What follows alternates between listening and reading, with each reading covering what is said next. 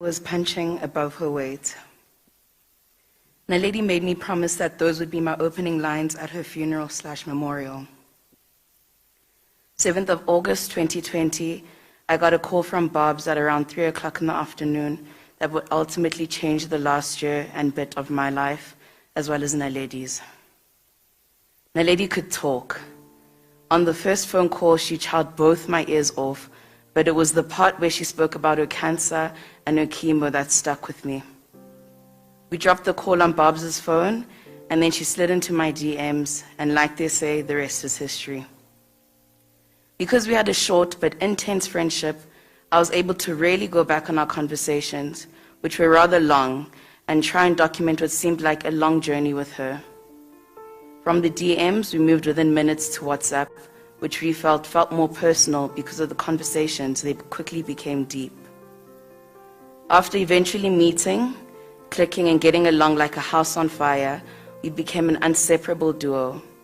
A duo that would annoy and irritate O'Neill, especially without twerking. But after Naledi got done with radiation, she slowly started feeling like her old self again. She just wanted to live life.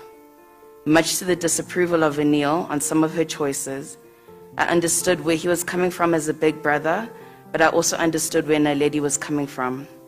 My only advice to her at the time was to listen to her body, which she did. We would have fun on the streets and also absolutely love chilling in bed when we were together or talk on the phone for hours. And we would jokingly say, geez, look at how late it is, we should have been in the streets.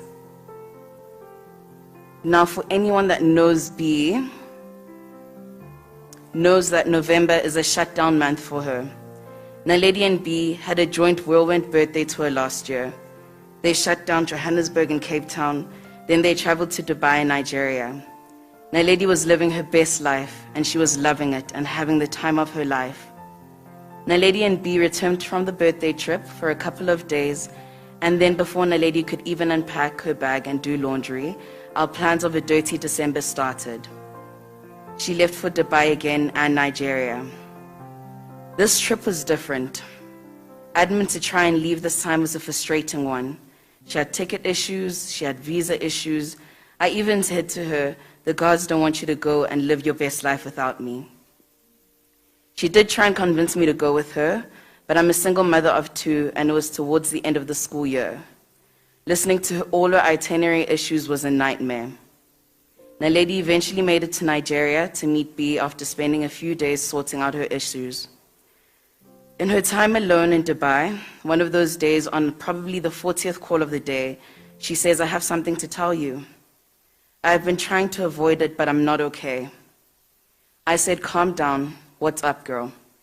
She said, I've been feeling my breasts and I feel a lump, and I think the cancer is back. After a lengthy conversation, we agreed that we wouldn't overthink it. We agreed that she would be present during her trip and continue to live her best life. We agreed that we would just softly alert the doctor and make an appointment for when she returns to run some tests. Naledi landed back in South Africa 10th of December at 4:30. 11 December at noon, she was squeezed in to check the lump she found. We met at Park Lane and discussed many scenarios in the car as we waited her turn. That was my first of many appointments I did with Naledi. 15 December, we were at Mill Park to see Prof. Carol Ben, and Prof. Carol Ben then ordered blood work to be done. During this visit, I recall that Prof. Ben indicated that the cancer has probably returned, but wanted to do scans to be sure. Prof. Ben told Naledi to try and not overthink anything and offered her her house in Cape Town to go and relax. On the 16th of December, we started putting together a bucket list of things we wanted to do together. I think at this stage we knew the cancer was indeed back, but it was now for the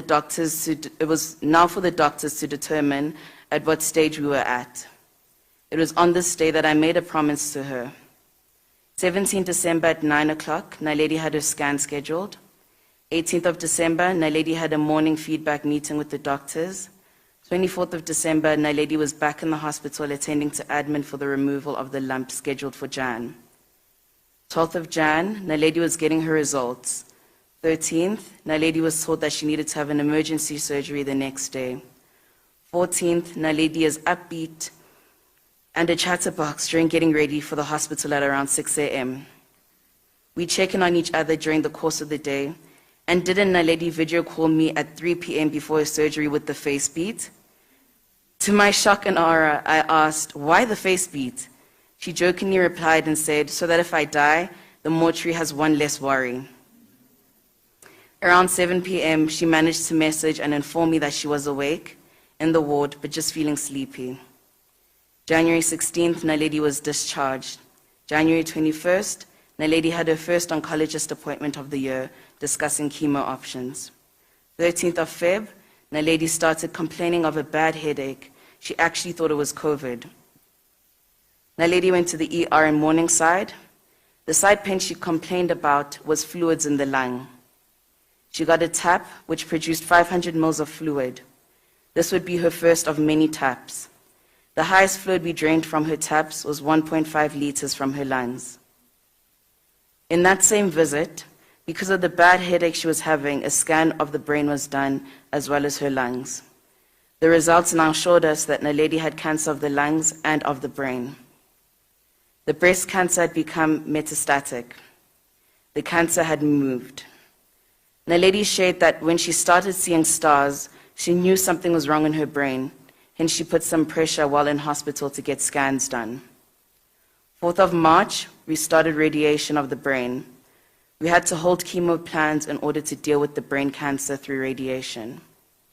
Naledi now knew she was fighting for her life because the doctors had given her 3 months to live. During this time, Naledi read and did research and learned of alternative medication. Alternative medication does not believe in radiation or chemo. With pain in her eyes, one day she asked me, "Gee, what must I do? Should I ditch chemo and radiation and try alternative medication, or should I carry on with radiation and chemo?" That was heavy. I told her I couldn't answer that question. All I can do is support your decision and ride or die with you. We packed our bags after getting a green light from her doctors to tick off our trip to Botswana to meet her mom and for her to show me around her town. Fun was had. I must mention that we did that trip high on pethidine because she had a persistent pain in her sternum and was struggling to move. We had to mask her pain from her mother. After trying everything to help mask the pain, the only thing that she said helped her was wearing a waist trainer. After our week in Botswana, we came back and immediately went to go get a scan for the pain in the sternum. As we are awaiting results, doctor, as I started calling her, said, "Gee, I have bone cancer." I said, "Stop self-diagnosing yourself." We got the call with the results, and indeed the cancer had moved to the bone. Our radiation doctor never told us the side effects of the brain radiation. We found that out the hard way. Naledi at this point had been living with me for some time. Naledi's speech started to be affected. She was stuttering uncontrollably at one point, which frustrated her. Another side effect she had was a seizure. After radiation, we were able to start with chemo. The oncologist and Naledi chose a less brutal one to the first one they used in 2020 because she said she almost died on that one. April 12th, Naledi's hair started falling off. The specific chemo started giving her paralysis in the form of pins and needles under her feet and on her hands. Walking became a mission. She could barely open a bottle of water with her hands. Naledi's pain became too much for her. Her doctors introduced her to morphine. In my personal opinion, this is where my friend started deteriorating. Sleeping became a problem.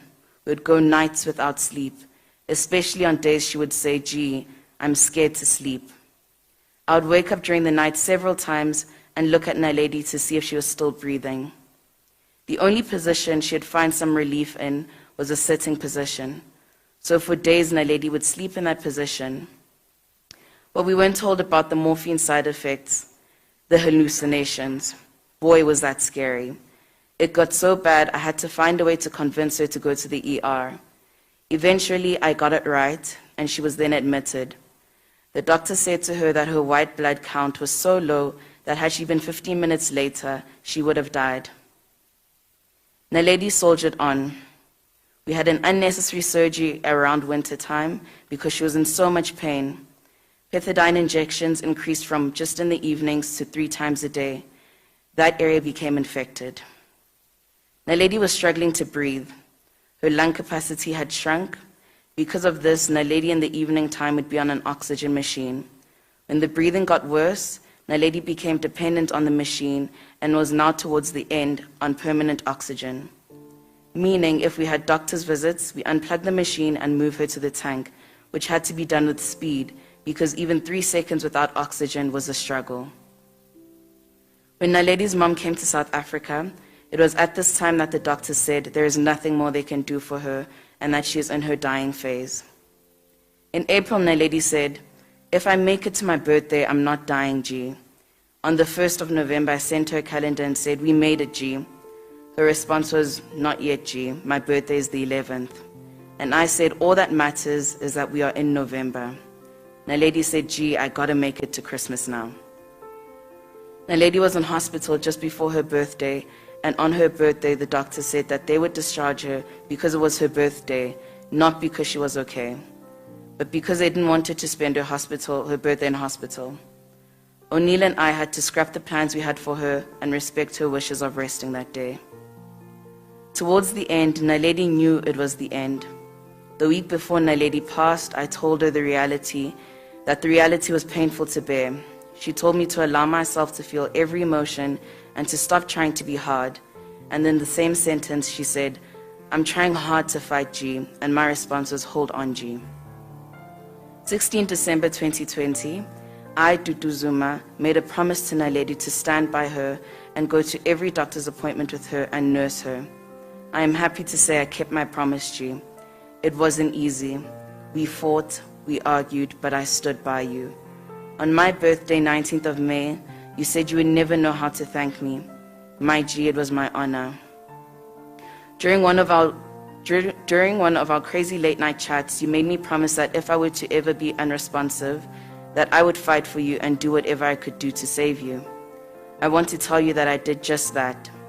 When some around your bed said you should die at home, I fought the ambulance to come and give you a fighting chance. I asked you to hold on, G. I know you fought. I watched it every day this year. Rest, my G. You deserve it. I want to thank my family, Antutu, Pumi, and Moshe, my daughters, my nieces and nephew, my friends, my household staff, Matthew, George, my buddy, and whoever came into contact with Naledi through me. Your love, patience, and unwavering support has been amazing. When I would travel, they stood in the gaps. O'Neill, I have no words, just thank you. Rest, my G, you deserve it.